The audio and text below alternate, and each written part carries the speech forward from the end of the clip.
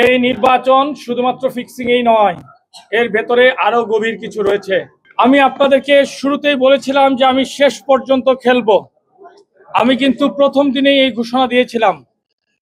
গতকালকেও আমি বলেছি, আজকে সকালেও আমি বলেছি যে আমি শেষ পর্যন্ত দেখব। সেই সঙ্গে আমি এটাও কিন্তু বলেছি, বারবার বলেছি, ক্যাটাগরি 1 এবং 2 যেভাবে নির্বাচন হয়েছে তা কখনোই গ্রহণযোগ্য নয়।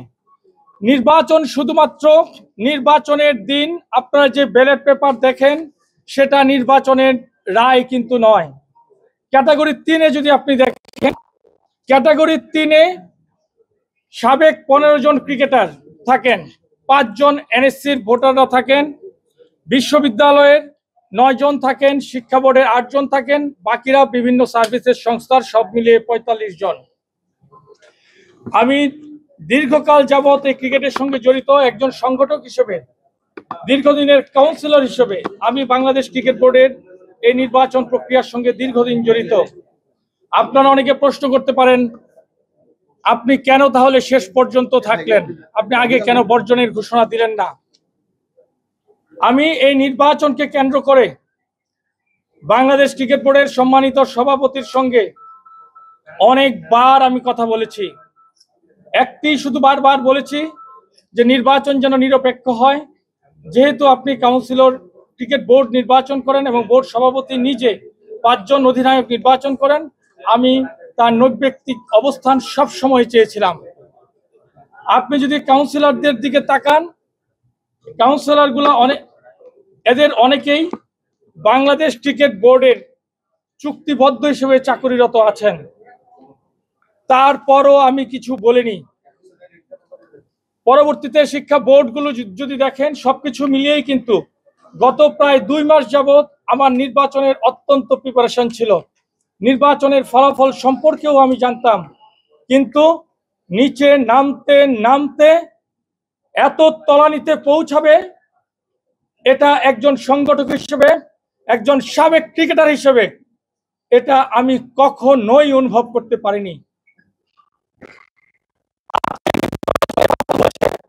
সেটা সম্পূর্ণ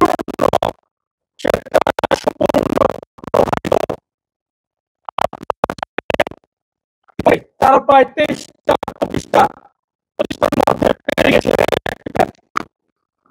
যারা এই সরকারের সঙ্গে ঘনিষ্ঠভাবে যুক্ত। আজকে আমি শেষ পর্যন্ত বলেছি যে আমি শেষ পর্যন্ত থাকবো।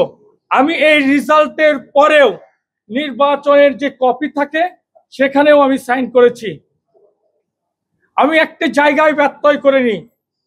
শুধুমাত্র নির্বাচনী প্রভাবই নয়, আবারও দেখেন, আপনাদেরকে একটি জানাই, নির্বাচন কমিশন কতটুকু প্রভাবিত। যখন প্রথম ব্যালটটি কাউন্ট হয় সেখানে টিক চিহ্ন দেওয়ার প্রবিধান রয়েছে। সকল ক্লাবের এজেন্টরা উপস্থিত ছিলেন। প্রথম ব্যালটটিতেই টিক চিহ্ন দেয়া, এর নিচে সাইন করা, বড় করে সাইন করা। আমি বলেছি শুধুমাত্র টিক চিহ্ন দেওয়ার প্রবিধান হয়েছে, যেহেতু এটা সাইন করা, এই ব্যালট বাদ দিতে হবে। এটা কিন্তু আপনারা সবাই জানেন। প্রথমে নির্বাচন কমিশন বললেন যে না, এটা বৈধ। আমি যখন আপত্তি করলাম, আমি আপত্তির পর তারা বলতেছে এটা আপত্তি ভোট হিসেবে রাখা হলো, পরবর্তীতে আপত্তি ভোট নয়। এটা আপনাকে এখনই সিদ্ধান্ত নিতে হবে যে আপনি এটা কি করবেন। পরবর্তীতে প্রধান নির্বাচন কমিশনার তিনি রায় দিলেন ওই সাইন যুক্ত ভোট বৈধ। ফার্স্ট ব্যালটটি আমার অভিজ্ঞতায় আমি কোনোদিন শুনিনি, আপনারা শুনেছেন কিনা তাও আমাকে জানাবেন। আমি তখন বলি আমি কিন্তু সারাদিন ছিলাম, আমি আপনাদের এই সিদ্ধান্ত মানলাম না, আপনারা আপনাদের মতো ভোট গণনা করেন। আমি যখন চলে আসছি তখন আরেকবার বলে না, এই ভোট আমরা বাদ দিয়ে দিলাম।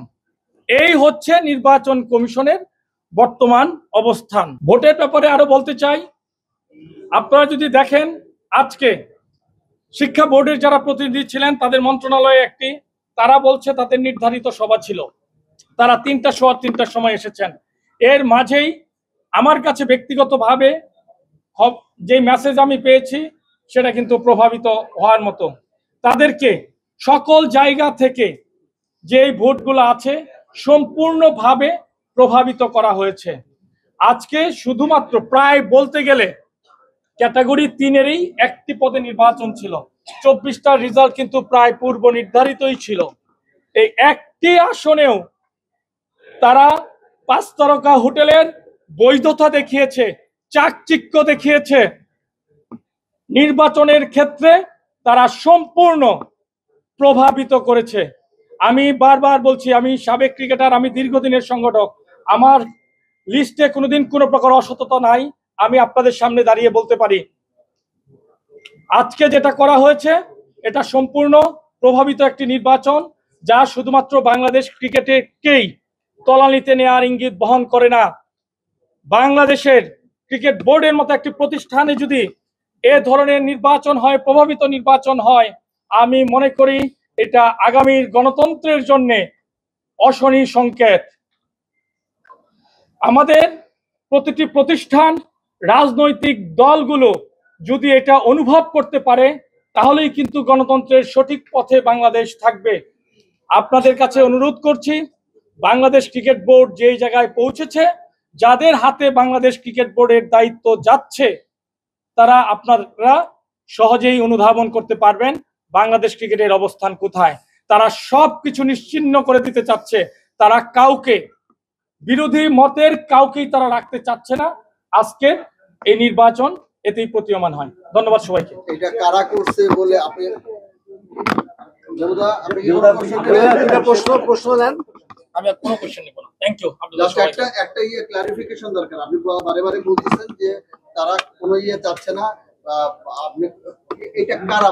আপনারা দেখেন সাবেক ক্রিকেটার কারা এসেছে, সাবেক ক্রিকেটার কারা এসেছে। আমাদের একজন ক্রিকেটার কিন্তু একটা ফিক্সিং এর কথা বলেছিলেন, নির্বাচন ফিক্সিং। আমি দৃঢ়ভাবে বলতে চাই এই নির্বাচন শুধুমাত্র ফিক্সিং এই নয়, এর ভেতরে আরো গভীর কিছু রয়েছে। আপনারা এটার অনুসন্ধান করাটা অত্যন্ত প্রয়োজন। আপনি যদি দেখেন ক্রিকেটার হিসেবে কারা এসেছে, আমরা চাই 15 জন কাউন্সিলর কারা হবে, দেশ বরেণ্য ক্রিকেটার। যারা কাউন্সিলর হয়েছেন তারা অবশ্যই জাতীয় দলের খেলোয়াড়, তাদের প্রতি অবশ্যই সম্মান রয়েছে। কিন্তু ক্রিকেট বোর্ডের যারা চাকুরিরত থাকেন, এই কাউন্সিলের সাধারণ সদস্যরা কিন্তু সাধারণ পরিষদে তারাই কিন্তু বাজেট সহ সকল পরিকল্পনা পাশ করবেন। বিসিবি এমপ্লয়ি হয়ে আপনি সেই পরিকল্পনা পাশ করছেন, যাদের নামে আইসিসি থেকেও বিভিন্ন সময় বিভিন্ন ধরনের অভিযোগ এসেছে, তাদেরকেও কাউন্সিলর করা হয়েছে। আমি কিন্তু একটি বার কোনো ক্রিকেটার সম্পর্কে কিছু বলিনি। আজকে বাংলাদেশ ক্রিকেটের সার্বিক, আমরা যদি একটা নারী ক্রিকেটারও দেখবেন না যে জাতীয় দলের মধ্যে আছে। ক্রিকেট বোর্ডের কনস্টিটিউশন জাতীয় প্রথম শ্রেণীর ক্রিকেটার, একটা প্রথম শ্রেণীর ক্রিকেটারও নাই। যেই লিস্টটা করা হয়েছে এটা খুব সুপরিকল্পিত ভাবেই এই লিস্টগুলো করা হয়েছে। কাজেই আপনার যেগুলো, এটা শুধু ক্রিকেট বোর্ডের ক্ষেত্রে। এনএসসির কাউন্সিলর কারা আপনারা জানেন,